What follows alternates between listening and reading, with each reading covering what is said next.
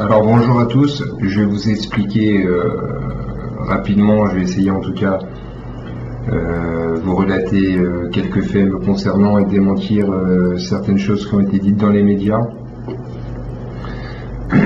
Alors, déjà on va commencer par le commencement. Je suis arrivé sur Twitter à cause de CM Swede. Pourquoi ? Parce que cette femme a divulgué des informations à cause de son statut. Elle est policière, elle est au ministère de la Justice, elle n'est pas vraiment policière apparemment, elle est secrétaire à la police, ou je ne sais pas ce qu'elle fait exactement. En tout cas, il s'avère qu'elle a utilisé ses fonctions pour pouvoir avoir des informations et s'en est vantée elle-même. Alors je vais vous le prouver immédiatement. Alors, voilà.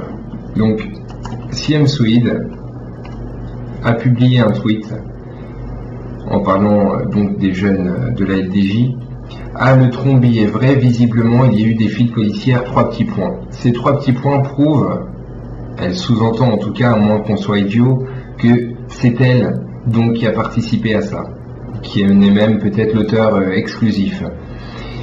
Ce qui s'est passé ensuite, c'est que à cause de ça, j'ai parlé à CM Swede sur Twitter et je lui ai dit: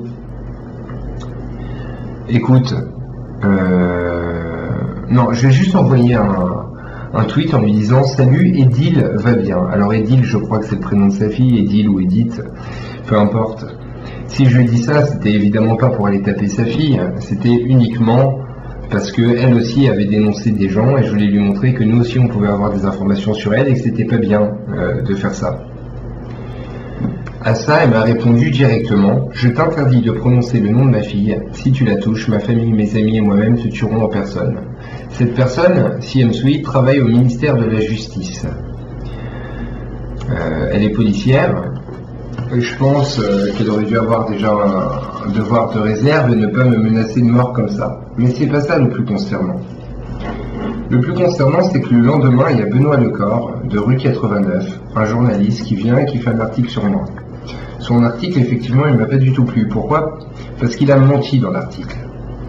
Premièrement, il a dit: dimanche, une plainte a été déposée à son encontre par CM Swede, auteur du livre Omerta dans la police, pour menace de mort et injures envers elle et sa fille de 12 ans. Je trouve qu'il n'a pas beaucoup enquêté, qu'il n'a absolument pas parlé du passage où c'est elle qui m'a menacé de mort. Il faut savoir que quand même c'est le comble.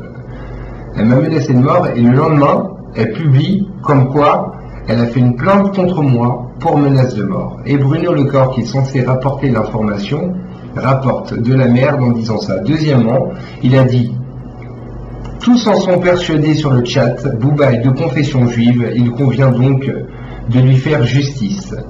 Alors, sur mon chat, tout le monde sait que Booba n'est pas juif. Booba a un père sénégalais, son père a dit lui-même qu'il n'était pas juif, et surtout, ce qui est important, c'est que sur mon site, il y a 80% des gens qui doivent être anti-sionistes ou qui s'en foutent. Et donc, de nous faire passer pour un site où il n'y a que des sionistes et des juifs, c'est encore une fois de la désinformation et j'invite tout le monde à venir vérifier. Le site est gratuit et facile d'inscription, chat.violvocal.com. Donc, oui, effectivement, j'ai peut-être un petit peu abusé en m'en prenant à Benoît Lecor, mais moi j'en ai marre de la désinformation. Je trouve que c'est la désinformation qui pousse les gens justement à être antisémites dans notre pays, enfin en tout cas en France, et que ce sont des choses graves. Ensuite, attendez, bougez pas que je retrouve le fil de la discussion. Je vais parler de plusieurs choses. Oui. Ensuite, il y a eu Le Monde. Le Monde a publié sur moi une information disant que j'avais fait une agression et que j'avais eu des obligations de soins. Alors que moi, si j'entends ça et que je suis pas au courant, je me dis quoi, c'est un mec, il était dans la rue, il a frappé quelqu'un parce que c'est un fou et il a eu une obligation de soins. Alors qu'en réalité, il s'agissait de Thomas Verlet, chef de la droite socialiste devenu Parti solidaire français, responsable. Notamment, il y a une vidéo où il frappe des enfants noirs dans le métro avec des amis à lui, proche du groupe Nomade 88 qui a mitraillé à Saint-Michel-sur-Orge des jeunes en banlieue donc. Et également, ce sont des proches de Kémy Sébat, de Dieudonné. C'est quelqu'un qui est invité régulièrement en Iran. C'est un antisémite notoire. Il y avait plein de croix gammées dans son immeuble. Sa moto, elle ressemblait à une moto des Boches et des nazis. Et donc j'ai fait exploser sa moto et j'ai refusé de m'excuser au tribunal. Et j'ai demandé à mon avocat de plaider le devoir citoyen. Le juge, il a trouvé que c'était un truc de malade. Au lieu de s'excuser, il m'a mis 18 mois de mise à l'épreuve à la sortie, de sursis et entre autres de soins. Et donc j'étais une fois voir le psychologue qui m'a dit que j'avais absolument pas besoin de soins. J'ai rapporté le papier au juge et ça s'est terminé comme ça. Et donc je trouve qu'il y a une nette différence entre le fait d'agresser quelqu'un dans la rue et avoir obligation de soins et la vérité, c'est-à-dire agresser un néo-nazi et refuser de s'excuser au tribunal. D'autant plus qu'au tribunal, le juge m'avait dit « il est néo-nazi, vous êtes sioniste, chacun pense comme il veut ». Et j'avais très mal répondu à ça au juge, et j'avais notamment dit que moi, mon idéologie consistait pas à mettre des coups de pied dans la tête des enfants de 2 ans, comme le faisaient les soldats SS, et que c'était donc pas comparable. Et puis là, cet après-midi, il y a eu le pompon. J'en avais tellement marre des médias et de Libération qui a fait 3 fois des articles mensongers sur moi que j'ai décidé d'appeler une Libération et de leur faire quelques révélations, de leur expliquer certains trucs pour qu'ils corrigent. Et en même temps, je les ai trollés parce qu'on était 140 sur le site et on voulait un petit peu rigoler. Alors je leur ai fait notamment croire que j'avais volé un tracteur, que Siem Swede, non, ce que je leur ai fait croire. Je vous jure, je me souviens même plus des conneries que je leur ai dit. Mais il y a l'enregistrement entier de l'appel à Libération que je vous ferai écouter, les amis. Je vais vous le mettre en lien sur cette vidéo. En dessous, dans la description, vous irez voir et vous aurez la vraie chose, la vraie conversation sans aucune coupure. Et vous verrez à quel point ce sont des menteurs. Et donc je les ai trollés sur pas mal de points. Ils ont été dire, et ça c'est très important, que j'étais pas du tout content du portrait qu'avait fait l'illustrateur, alors que il me semble, j'ai pas réécouté l'audio, mais que j'en ai absolument pas parlé, même pas une seule fois. Ensuite, ils ont commencé à écrire mes phrases comme si j'étais une petite racaille de banlieue. Ils ont été dire que je me vantais de pouvoir hacker 500 sites, etc. Non, j'ai juste voulu leur répondre quand ils ont dit qu'il n'y avait aucun bagage technique et que c'était comme un peu être un script kiddie, c'est-à-dire utiliser les outils des autres. Je vais vous montrer en direct quelque chose.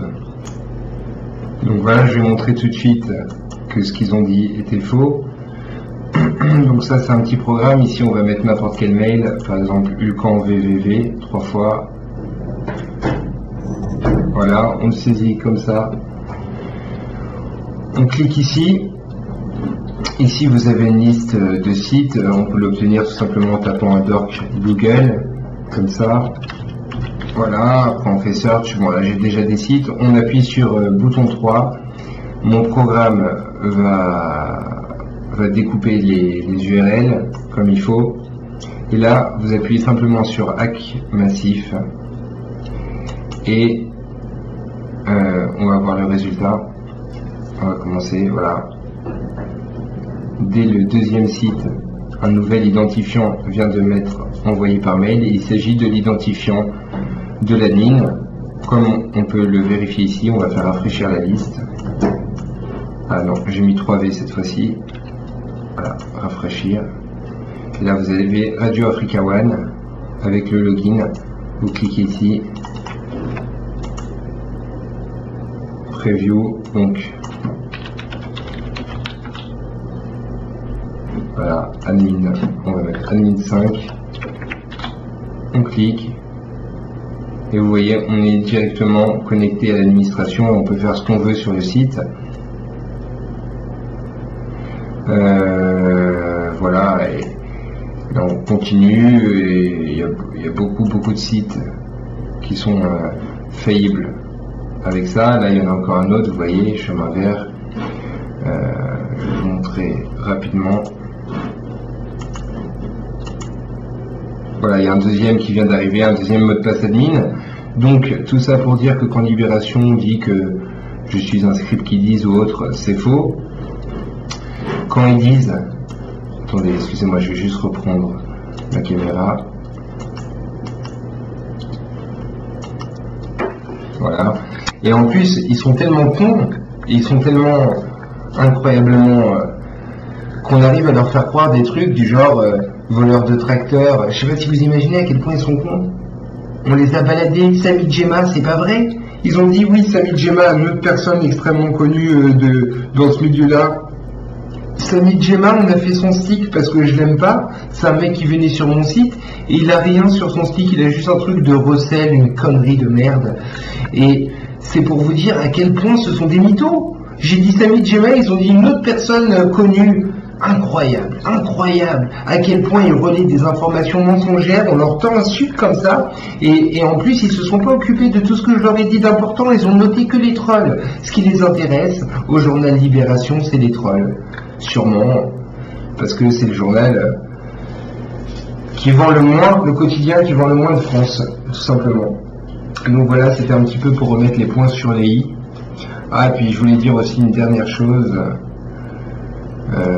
Bougez pas.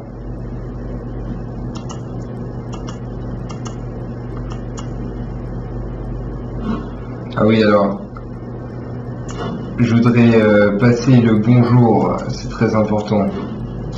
Excusez-moi, il faut que je retrouve son nom. Oui. Au capitaine de police Ingmar Eli, à la brigade de répression de la délinquance astucieuse qui s'occupe de moi en ce moment même. Donc ton numéro de portable, c'est toujours 06 35 43 13 93. Et apparemment tu travailles, tu es blond, tu es grand. On t'appelle Yvon le Faucheur, je crois, si je me trompe pas. Et également avec toi qui bosse sur cette affaire, qui cherche des informations sur moi, il y a Yann Cordin, une petite une femme, mais je me souviens plus de son nom. Alors déjà, je voudrais vous passer le bonjour à la brigade de répression de la délinquance astucieuse, mais apparemment il y a des fuites, hein, vous voyez, donc faites attention, on sait jamais. Et voilà, je voudrais dire également, oui, une autre chose qui est importante, et après on arrête avec ça. Les auteurs sur Libération, ils n'ont même pas le courage de dire leur nom. Ils écrivent avec des pseudonymes quand l'auteur est menacé. Alors je voudrais dire à Willy Le Devin et à Dominique Albertini, on sait que c'est vous, n'écrivez pas de manière comme ça anonyme, c'est vraiment pitoyable. Ok Willy, je te passe le shalom, je te passe le salam, et à bientôt mes chers amis.